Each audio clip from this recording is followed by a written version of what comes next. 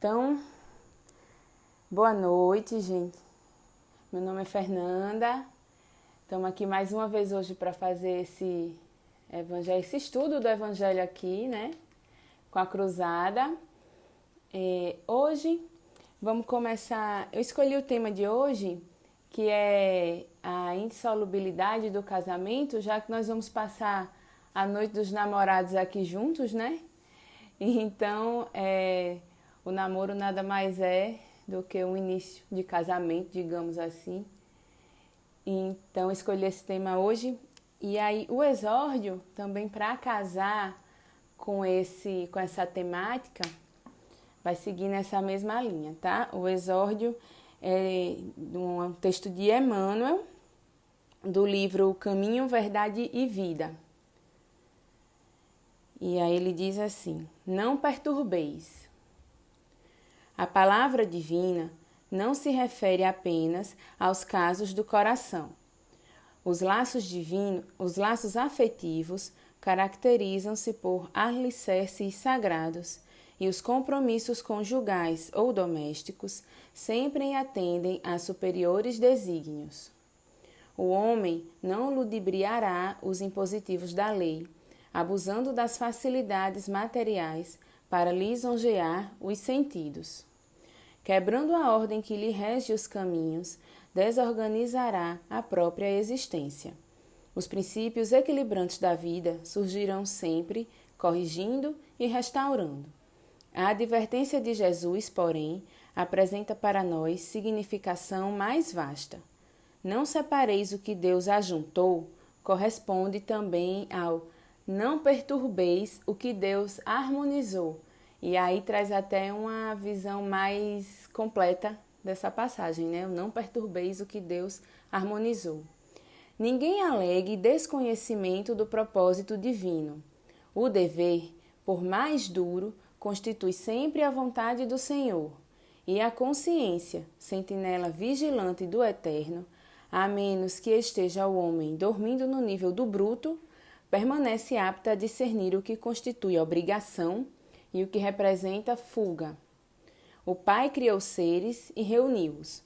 Criou igualmente situações e coisas, ajustando-as para o bem comum. Quem desarmoniza as obras divinas, prepare-se para a recomposição. Quem lesa o Pai, algema o próprio eu aos resultados de sua ação infeliz e, por vezes, gasta séculos desatando grilhões.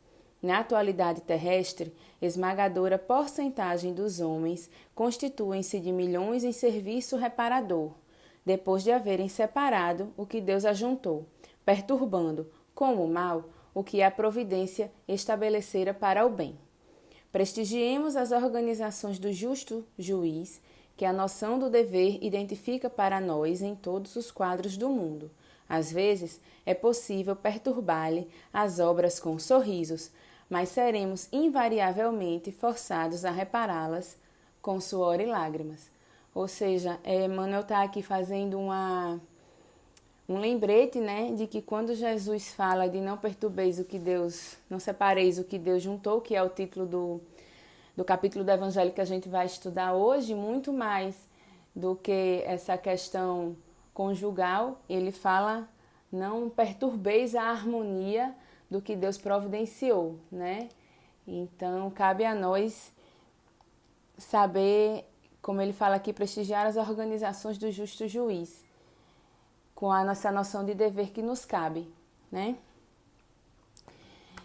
E aí vamos agora fazer a nossa prece inicial para dar início ao estudo do Evangelho de hoje.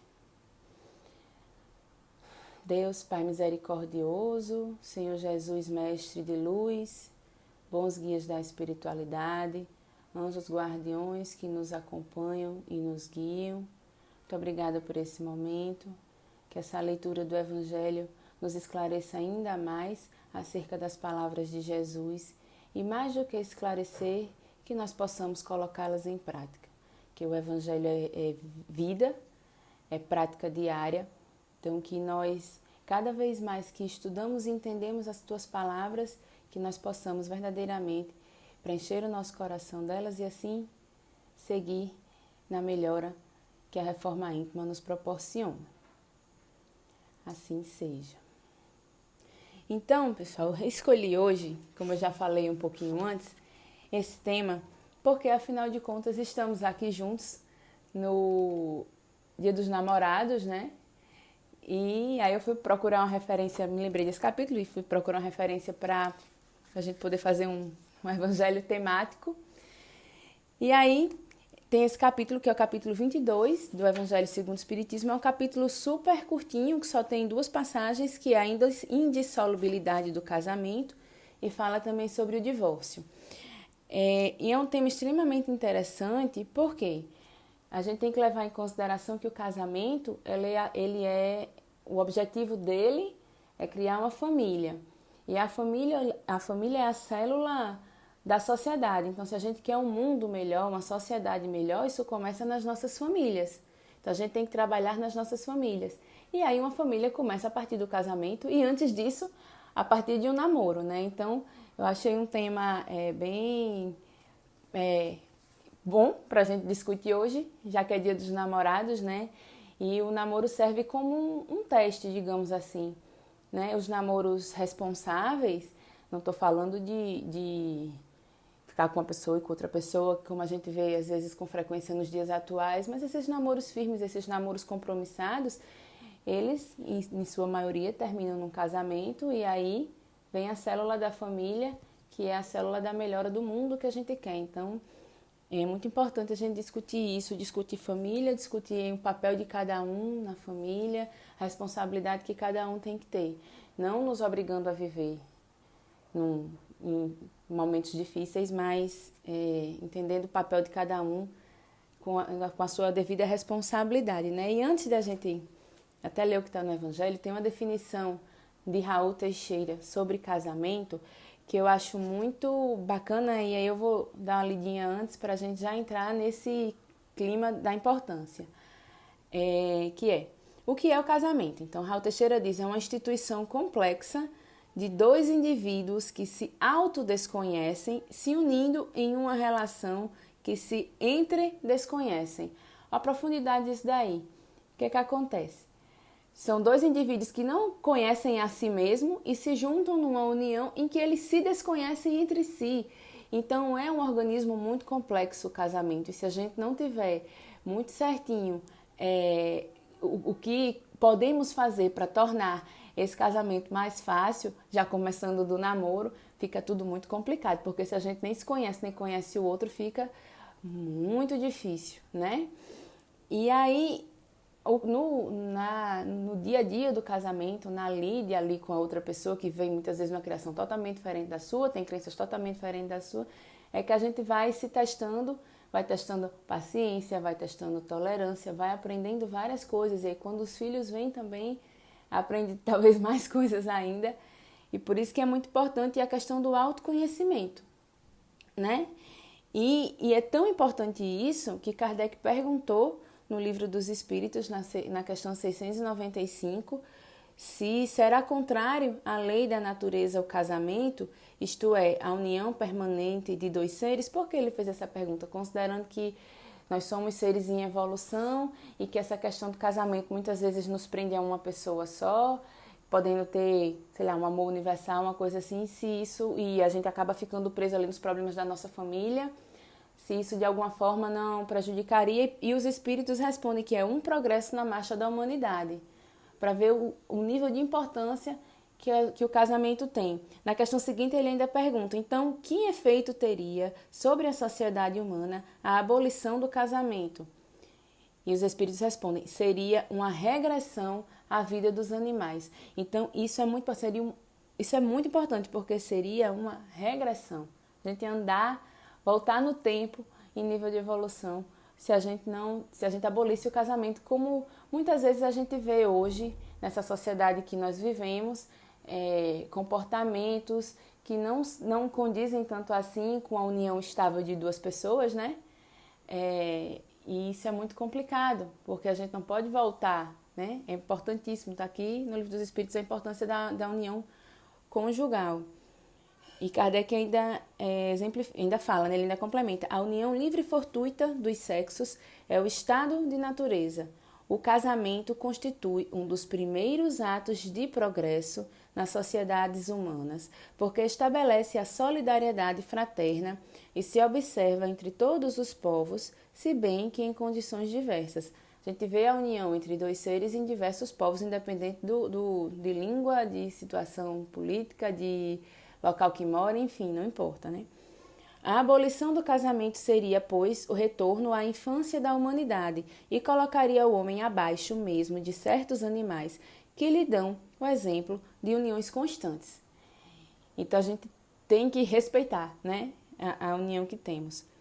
E o casamento é uma lei natural para que a sociedade firme seus alicerces na comunhão de ideias afins, porque na maioria das vezes nós casamos com pessoas com ideias afins às nossas. A gente vai discutir um pouquinho sobre os tipos de casamento que temos aqui no plano material, mas, enfim, é a vivência da lei do amor. É a vivência plena da lei do amor para a gente aqui encarnado, é através da união entre os dois seres, né? Porque nós, desde que nascemos, já vamos provando amor. Temos o amor paternal, o amor entre os nossos irmãos, o amor maternal, mas tudo isso deriva do casamento, digamos assim, né? E aí vamos ler aqui o que está escrito lá no Evangelho segundo o Espiritismo, né? O capítulo é o Não Separeis o que Deus juntou, e aí a indissolubilidade do casamento. A gente já tem em mente a importância, né, desse compromisso que assumimos, muitas vezes não aqui, né, já vem programado lá no plano espiritual, na nossa programação reencarnatória, e vamos ver o que é que Jesus diz. É uma passagem de Mateus, do capítulo 19, versículos 3 a 9, certo? Também os fariseus vieram ter com ele para o tentarem e lhe disseram: será permitido a um homem despedir sua mulher por qualquer motivo?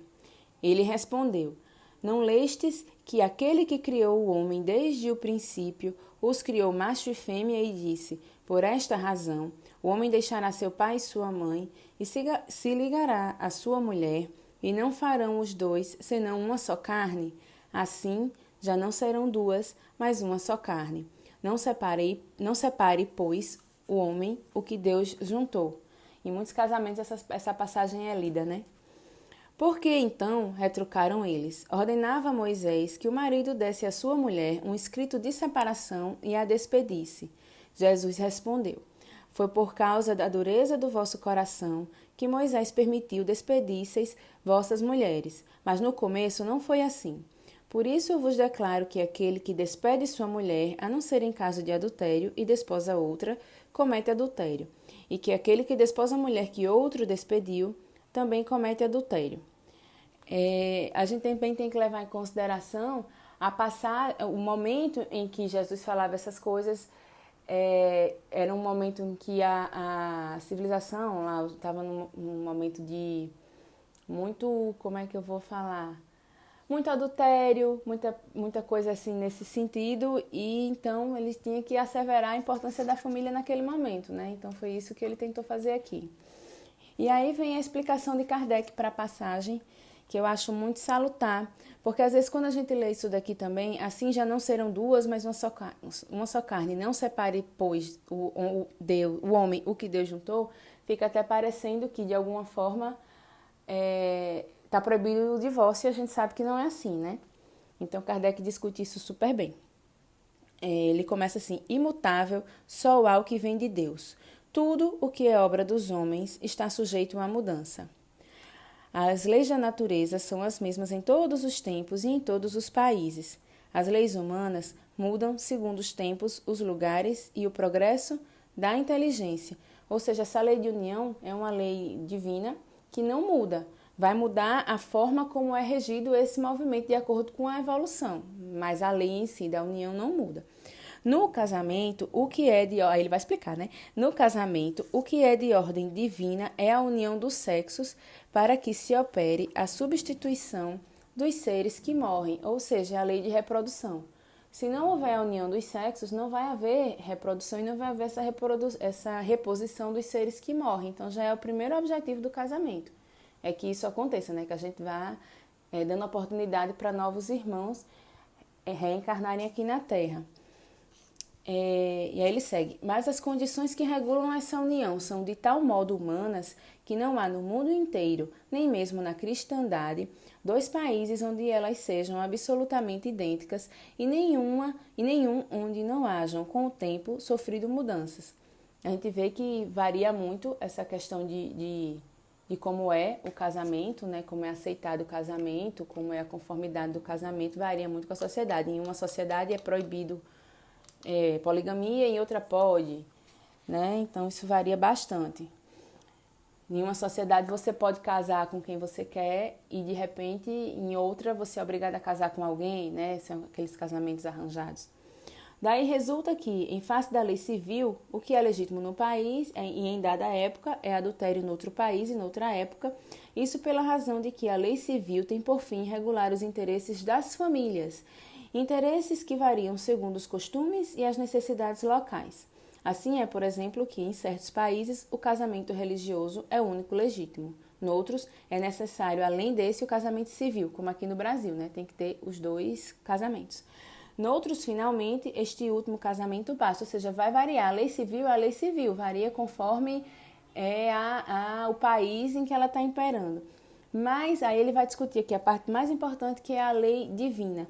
Mas na união dos sexos, a par da lei divina material, comum a todos os seres vivos, a outra lei divina, imutável, como todas as leis de Deus, exclusivamente moral, a lei de amor. Então, quando ele fala na questão da união dos sexos, existem duas leis divinas. A lei material, que é essa que ele já falou, para a reprodução, né? Para a reposição dos seres que vão morrendo, para permitir a reencarnação de novos seres. E a segunda, que é mais importante ainda, porque é a lei exclusivamente moral, que é a lei do amor, que a gente consegue exercê-la no casamento. Quis Deus que os seres se unissem não só pelos laços da carne, mas também pelos da alma, a fim de que a afeição mútua dos esposos se lhes transmitisse aos filhos e que fossem dois, e não somente somente, amá-los e cuidar deles, e a fazê-los progredir. Ou seja, permite a distribuição da obrigação de cuidar dos filhos pelos dois, né? E aí ele faz uma reflexão que é o que é importante nos dias atuais, que é nas condições ordinárias do casamento, a lei de amor é tida em consideração. Muitas vezes a gente vê casamentos que se desfazem muito rapidamente, porque na maioria das vezes a lei de amor não foi levada em consideração. Às vezes a pessoa se engana de que está amando aquela pessoa e na verdade foi uma ilusão material ou um erro de avaliação, enfim. E aí isso sim faz com que esses casamentos terminem mais rápido, né? E aí ele faz, nas condições ordinárias do casamento, a lei de amor é tida em consideração, de modo nenhum. Não se leva em conta a afeição de dois seres que, por sentimentos recíprocos, se atraem um para o outro, visto que as mais das vezes essa afeição é rompida. O de que se cogita não é a da satisfação do coração, e sim do orgulho, da vaidade e da cupidez, numa palavra, de todos os interesses materiais. Quando tudo vai pelo melhor consoante, esses interesses, ou seja, quando o material está tudo ok, disse que o casamento é de conveniência e quando as bolsas estão bem aquinhoadas, disse que os esposos igualmente o são e muitos felizes hão de ser. Como se a felicidade tivesse esse peso material e a gente sabe que não é, né? Depois que você tem garantida as suas condições de onde morar, o que comer, o que vestir, que é o básico, né, para a vivência do ser humano, o que você ganha mais de dinheiro, ele pode lhe dar mais conforto, mais bem-estar, mas necessariamente não vai lhe trazer mais felicidade, né? E aí tem um livro de Martins Peralva, que é o Estudando a Mediunidade, que ele classifica o casamento em os casamentos que ocorrem aqui, em 5 tipos de casamento. E aí é importante a gente avaliar, para a gente ver se a gente consegue fazer uma reflexão de onde estamos nos situando nesse casamento, porque existem casamentos em que é um mar de rosa, que não se tem tantos problemas, E normalmente essas pessoas não param para fazer essa reflexão, mas normalmente quando a pessoa está passando por uma união com dificuldade, com muito problema com o esposo e essas coisas, às vezes a pessoa fica se perguntando o porquê que aquilo está acontecendo. Então vale a pena fazer essa reflexão. E aí essa classificação de Martins Peralva fica bem elucidativa para a gente tentar entender. Então eles colocam em 5. Vou começar do que seria o mais comum na matéria até o mais elevado. Então, o primeiro tipo são os acidentais, que são aqueles que se dão por efeito de uma atração momentânea, ou seja, eu encontro uma pessoa e aí eu me encanto por aquela pessoa por algum motivo e de repente acho que aquela é a pessoa da minha vida e me caso com ela, mas aquilo ali foi um acidente, entendeu? Por isso que ele chama de acidental. E ele ainda diz assim, se dá por efeito de atração momentânea de almas ainda inferiorizadas, porque às vezes a pessoa não consegue ter esse discernimento do que é o verdadeiro sentimento, né? Aí ele diz, são as pessoas que se encontram, se veem, se conhecem, se aproximam, surgindo daí o enlace acidental, sem qualquer ascendente espiritual. Ou seja, não foi um casamento que foi programado antes de a pessoa voltar, depois da pessoa reencarnar, desculpe. Foi um acidente. Assim como nós temos o livre-arbítrio e podemos mudar a nossa programação, dependendo das atitudes que fizermos aqui, e esse casamento acidental é um deles, né? Aí o outro tipo de casamento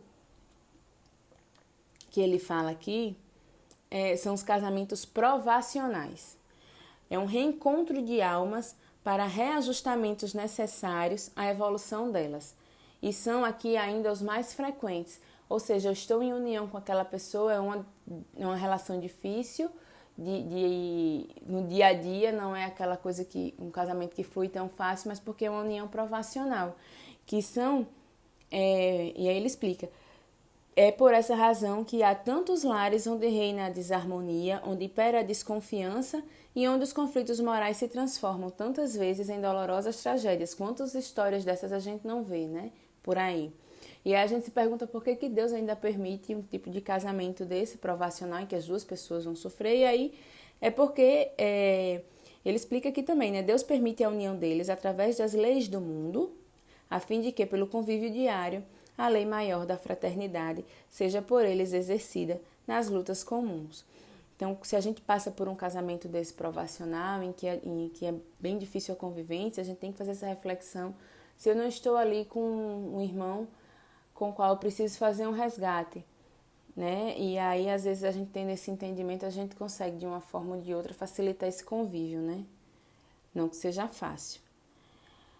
O terceiro tipo de casamento é o sacrificial.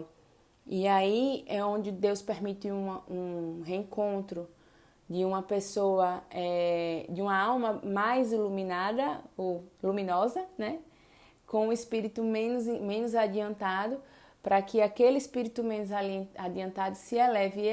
E é sacrificial porque faz parte do sacrifício da alma mais elevada, que já não necessariamente precisaria passar por aquela dificuldade de uma relação tumultuosa, mas ele vem em sacrifício pelo ente que ele ama, porque quando amamos verdadeiramente a gente quer evoluir junto, né? A gente não quer ascender sozinho e deixar a pessoa que amamos atrás. E esse sacrifício é justamente para isso, para redimir aquele que se perdeu pelo caminho.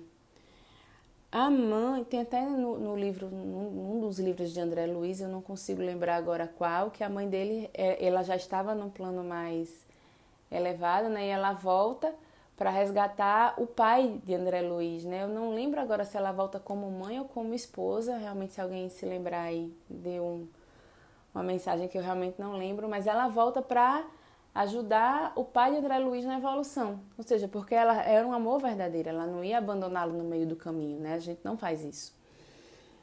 E aí vem os dois tipos mais afins de casamento, que é o casamento afim, até os casamentos afins, que eles se dão pela lei de afinidade e reencontram-se corações amigos para consolidação dos afetos, ou seja, reúnem almas esclarecidas que se amam. Então, são aqueles casamentos que é mais fácil, porque realmente são almas afins que estão ali juntas, que talvez já vêm de várias encarnações juntas. E o último tipo de casamento é o transcendente, que é o que todos nós almejamos, né? Que são almas engrandecidas no bem que se buscam para realizações imortais, ou seja, são aqueles casamentos que trazem obras, não só entre aquele casal, mas que trazem uma obra muito grande para os que estão ao redor, às vezes até para a sociedade como um todo, né? Ele até fala aqui, são constituídos por almas que se reencontram no plano físico para as grandes realizações de interesse geral. São aqueles casais que se unem e muitas vezes promovem uma evolução aí não só deles, mas de outras pessoas. Então, assim, eu achei interessante a gente fazer essa avaliação, porque com isso em mãos a gente consegue melhorar o nosso autoconhecimento, até voltando à classificação de Raul do que é o casamento, né, a definição, e aí facilita. Mas de forma alguma existe uma obrigação de estou no casamento provacional e vou ter que ficar nele até o fim, mesmo que sofrendo, não. No livro aqui ele fala no Evangelho que muitas vezes o divórcio desfaz na matéria o que já está desfeito antes disso. Então, muitas vezes, para evitar uma consequência muito pior que poderia vir daquele relacionamento que está frustrado, realmente o divórcio é sim uma opção.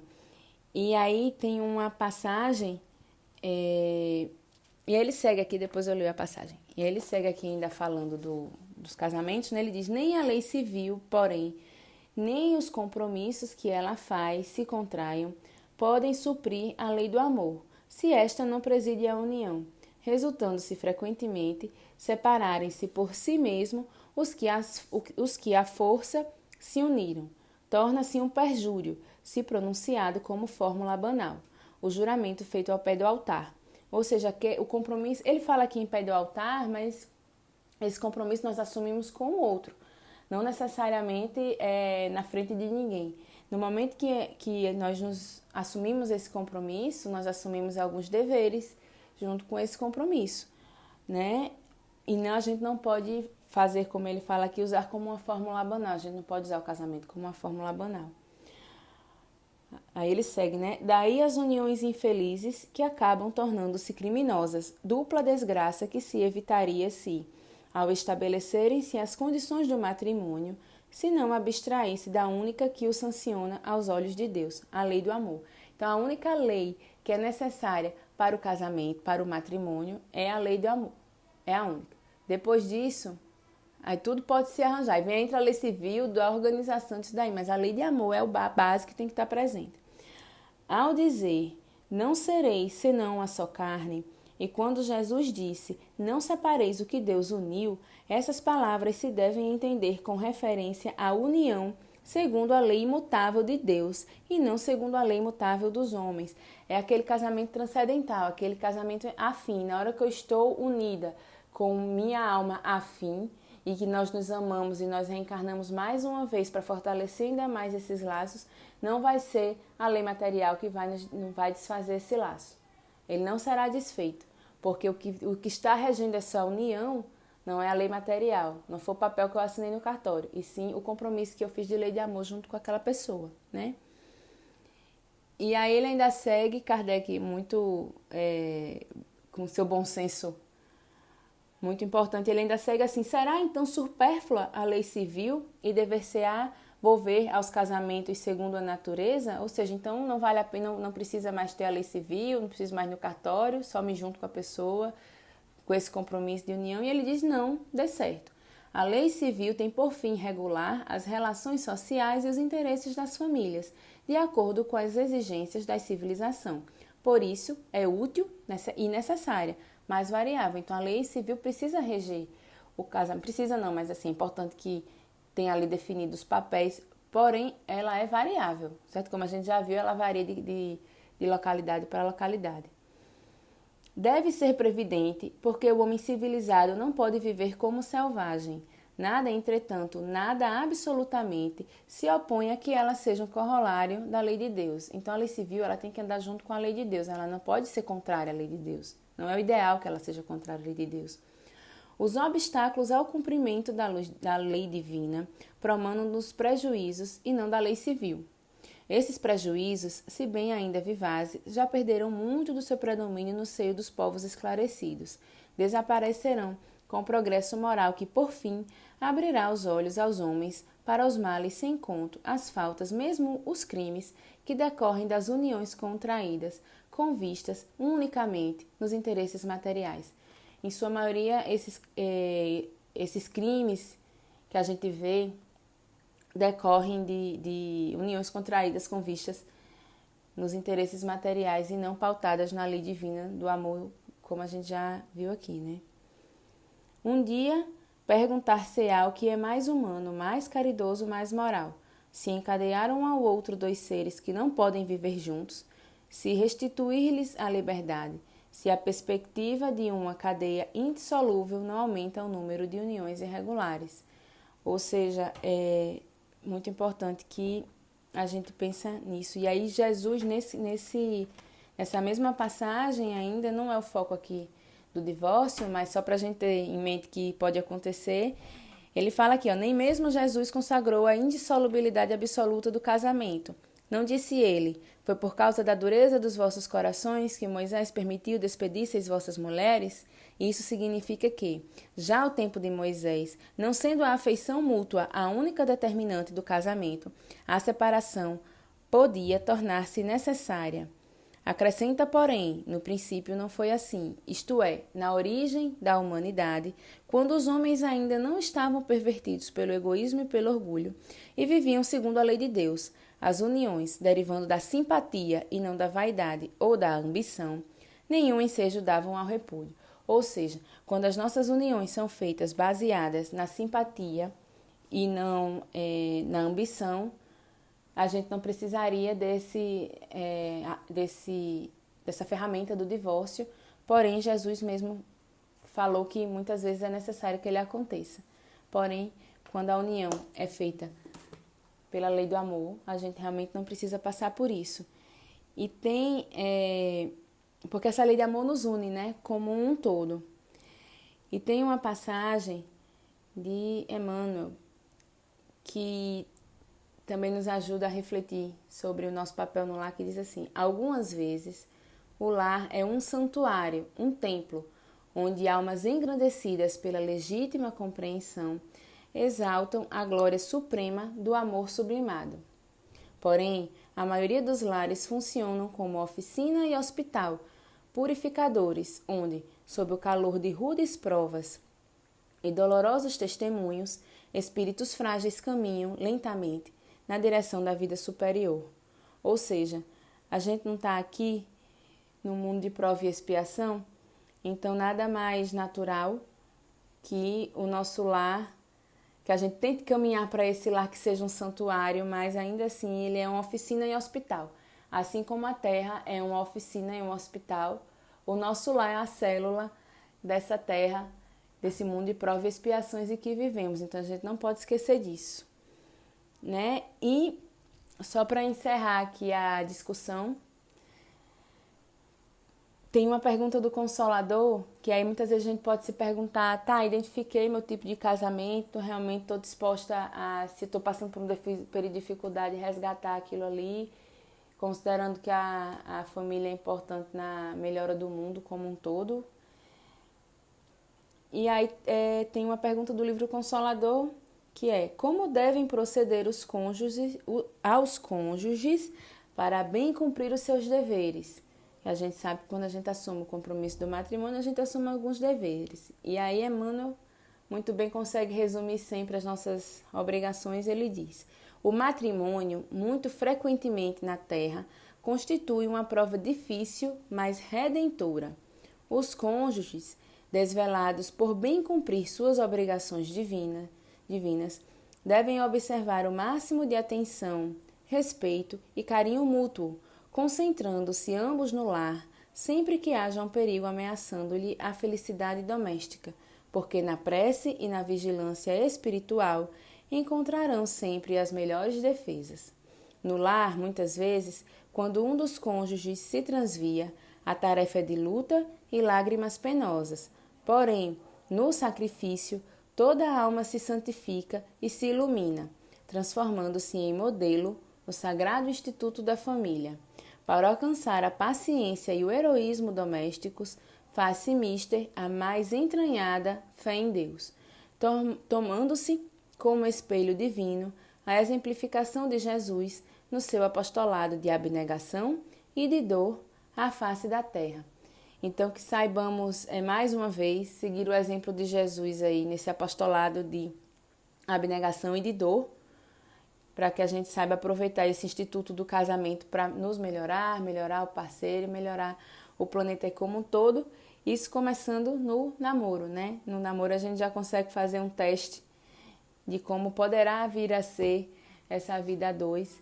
Então, que todos saibamos aproveitar aí as uniões, saibamos aproveitar o dia de hoje, né, de Dia dos Namorados, comemorar as uniões. Também não tem um namorado ou namorada para comemorar, que comemore sua união com Deus, que essa sim é a união eterna e que com certeza nos eleva, né?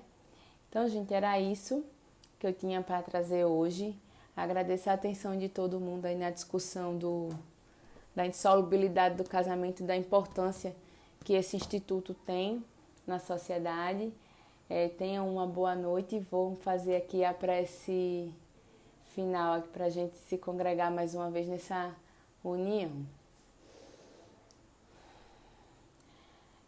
Deus de amor, Deus Pai misericordioso, Jesus, nosso modelo e nosso guia, que tanto exemplificou a abnegação e o amor fraternal, que nós possamos juntos progredir na senda do bem, que nós saibamos trazer conosco em evolução todos os que amamos, não só os nossos parceiros, mas nossos filhos, nossos parentes, os nossos amigos, a família que vamos encontrando no nosso caminho, que possamos juntos, irmanados, como Haroldo faz aquela imagem de um segurando a mão do outro, que possamos subir todos juntos para essas uniões transcendentais que tanto aspiramos.